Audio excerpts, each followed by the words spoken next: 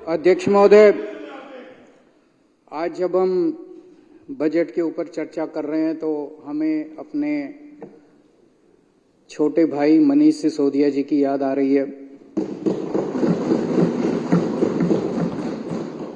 आज ये 10वां बजट है हमारी सरकार का। इसके पहले के 9 बजट मनीष सिसोदिया जी ने इस असेंबली में पेश किए थे और मैं उम्मीद करता हूं कि अगले साल का बजट भी मनीष सिसोदिया जी ही इस असेंबली में पेश करेंगे। आज ये पूरा हाउस उन्हें याद कर रहा है।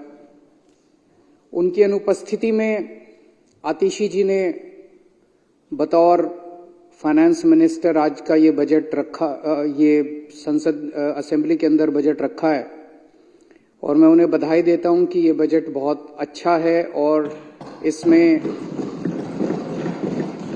समाज के सभी तबकों का और सभी सेक्टर्स का ख्याल रखा गया है, चाहे वो शिक्षा हो, स्वास्थ्य हो, बिजली हो, पानी हो, सड़क हो, नाली हो, ड्रेनेज हो, सबका इसमें ख्याल रखा गया। चाहे वो अमीर हो, गरीब हो, इस जाति का हो, उस जाति का हो, युवा हो, बुजुर्ग हो, हर एक का इस बजट के अंदर ख्याल रखा गया है। तो मैं आतिशी जी को भी ये बजट प्रस्तुत करने के लिए बहुत बहुत बधाई देता हूं।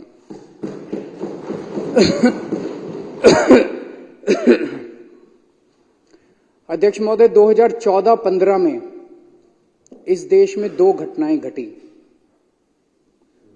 मई 2014 में देश के लोगों ने केंद्र में मोदी जी को भारी बहुमत देके, बीजेपी को भारी बहुमत देके 282 सीट आई थी शायद पहली बार इनकी 2014 में। 282 सीट देके, भारी बहुमत देके केंद्र के अंदर उनकी सरकार बनाई और उसी वर्ष के अंत में फरवरी 2015 में एक आधे राज्य दिल्ली के अंदर दिल्ली की जनता ने 70 में से 67 सीट देके भारी बहुमत से दिल्ली में आम आदमी पार्टी की एक नई पार्टी की सरकार बनी। तो एक केंद्र के अंदर सरकार बनी और एक दिल्ली के अंदर सरकार बनी। दोनों भारी बहुमत से सरकार बनी और जब जनता भारी बहुमत से सरकार बनाती है तो जाहिर तौर पे जनता को बहुत उम्मीदें होती हैं उन सरकारों से। इन दोनों सरकारों ने पिछले 10 साल के अंदर 2 किस्म के देश के सामने गवर्नेंस के मॉडल रखे हैं और ये दोनों गवर्नेंस के मॉडल ऐसे हैं जो आपको चुनाव जिताने की गारंटी लेते हैं। उनका भी चुनाव जिताता है, इनका भी चुनाव जिताता है। एक गवर्नेंस का मॉडल है विकास का मॉडल और एक गवर्नेंस का मॉडल है विनाश का मॉडल। हमने आम आदमी पार्टी ने 2015 फरवरी में जो भारी बहुमत मिला, हमारे पास तो कोई पावर ही नहीं थी दिल्ली के अंदर, ना पुलिस हमारे पास, ना एलजी हमारे पास, ना कोई पावर ही नहीं थी हमारे पास। लेकिन हमने धीरे धीरे करके, लड़ के, हाथ जोड़ के, पैर पकड़ के स्कूल ठीक कर दिए, अस्पताल ठीक कर दिए, लोगों के बच्चों को भविष्य दिया, गरीब के बच्चों को डॉक्टर इंजीनियर बनने का सपना दिया, उनके सपनों को पूरा किया। किसी के घर में कोई बीमार हो जाए उसका अच्छे से अच्छे इलाज का इंतजाम किया।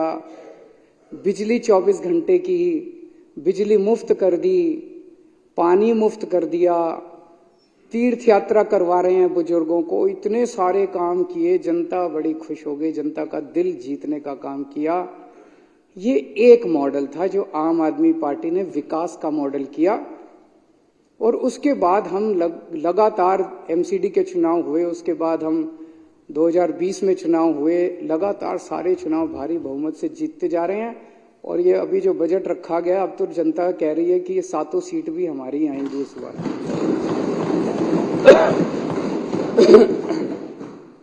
ये था विकास का मॉडल। 2014 मई में जो बीजेपी को भारी बहुमत मिला और 280 सीट आई, उन्होंने एक दूसरा गवर्नेंस का मॉडल रखा जो है विनाश का मॉडल।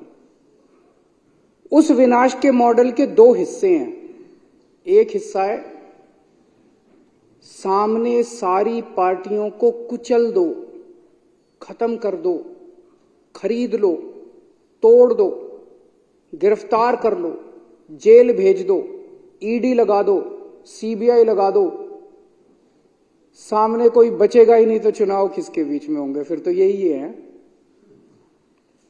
ये दूसरा मॉडल है जिसके अंदर आप विपक्ष को एक एक करके खत्म करते जाते हो, सरकारें गिरा देते हो, एमएलए तोड़ लेते हो, गिरफ्तार कर लेते हो, धमकी देते हो। और इनके विनाश मॉडल का दूसरा हिस्सा है कि पूरे देश में कहीं कोई विपक्ष की सरकार अच्छा काम कर रही हो, उनके कामों को रोको, खुद अच्छा काम नहीं करो, उनको अच्छा काम करने से रोको। अगर कोई देश हित में इस देश में दूसरी सरकार कोई काम कर रही है तो उसको अच्छा काम करने से रोको। ऐसा नहीं कि इनको देश ने मौका नहीं दिया अच्छा काम करने का। गुजरात में 30 साल से इनकी सरकार है, 30 साल में एक स्कूल ठीक नहीं किया इन्होंने, एक सरकारी स्कूल ठीक नहीं किया। अभी जो गुजरात के अंदर विधानसभा के चुनाव हुए, उसमें एक दिन प्रधानमंत्री जी का मन किया कि ये मनीष सिसोदिया रोज जा जाके स्कूलों में फोटो खिंचवाता है डेस्क पे बैठ बैठ के, तो एक दिन प्रधानमंत्री जी का मन किया मैं भी जाके डेस्क पे बैठ के फोटो खिंचाऊं।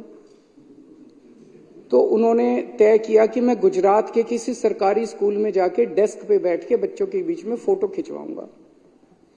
पूरे गुजरात में ढूंढा इन्होंने, 30 साल में एक स्कूल ऐसा नहीं मिला पूरे गुजरात में जहां प्रधानमंत्री जी जाके इज्जत के साथ फोटो खिंचवा सकते। तो उन्होंने टेंट में एक टेंट लगाया गया और उस टेंट के अंदर 5 बच्चे बिठाए गए, 4 डेस्क बिठाए गए, एक फर्जी टीचर सामने, और वहां प्रधानमंत्री जी को फोटो खिंचाया। अगले दिन जब हमारे कार्यकर्ता वहां पहुंचे, वो टेंट भी नहीं था और क्लासरूम भी नहीं था और स्कूल भी नहीं था, टीचर भी नहीं था, बच्चे भी नहीं थे। तो ऐसा नहीं कि देश ने इतना भारी बहुमत दिया, ये चाहते तो देश का दिल जीत सकते थे। अगर ये कुछ काम कर लेते तो आज इनको ईडी की जरूरत नहीं पड़ती, सीबीआई की जरूरत नहीं पड़ती, पुलिस की जरूरत नहीं पड़ती। अध्यक्ष महोदय, आज जब हम बजट के ऊपर चर्चा कर रहे हैं तो हमें अपने छोटे भाई मनीष सिसोदिया जी की याद आ रही है। आज ये 10वां बजट है हमारी सरकार का। इसके पहले के 9 बजट मनीष सिसोदिया जी ने इस असेंबली में पेश किए थे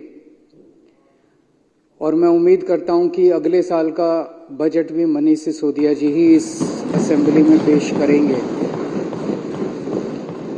आज ये पूरा हाउस उन्हें याद कर रहा है।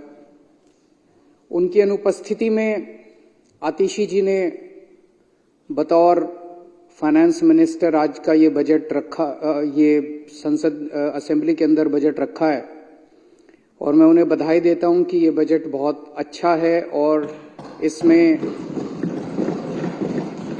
समाज के सभी तबकों का और सभी सेक्टर्स का ख्याल रखा गया है।